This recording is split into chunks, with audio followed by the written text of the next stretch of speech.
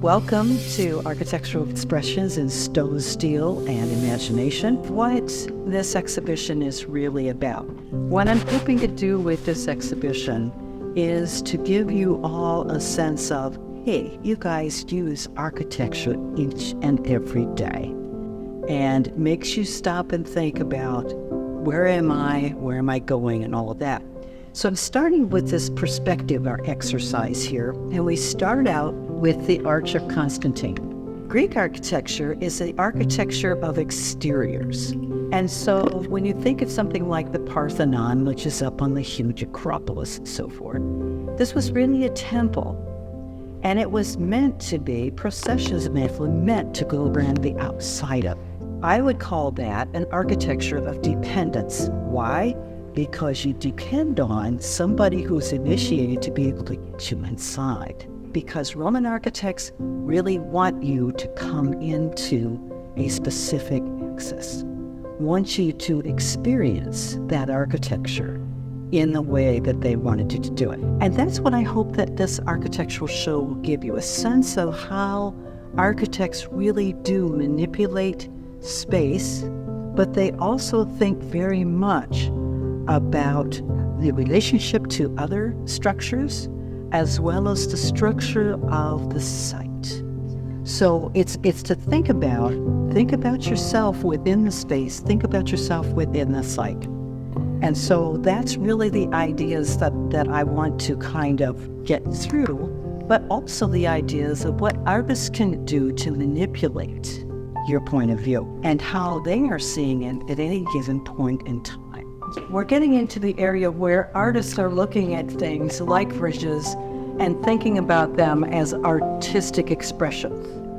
This is a very familiar set of bridges to me. They're in Chicago, along Chicago River. But what this artist has done, and it's John E. Dowell, he's an African-American artist, he has superimposed these brush strokes and so forth to give you not only the rhythm of the bridges, but this kind of dynamism and thinking about them and really making you zero in on this march of the bridges. Okay, then we have cityscapes. And most of these cityscapes here are artistic renderings of recognizable cities. And then you begin to see something like this.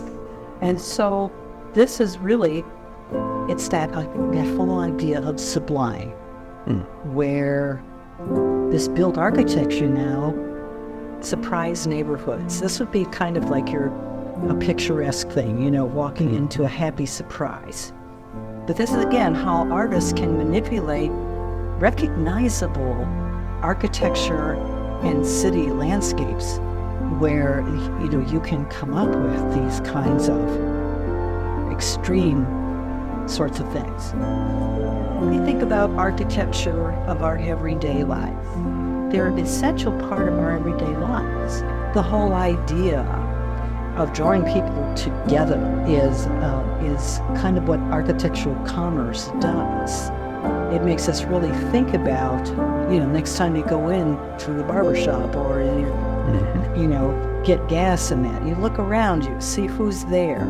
And then you also have architecture that reflects the materials, the building materials and everything of everyday life, how architecture moves and responds to us. And so what you also have the role of the artist doing is to document these. I mean, it's not just the historical societies that are doing it. The artists are taking a bold step and saying, wait a minute,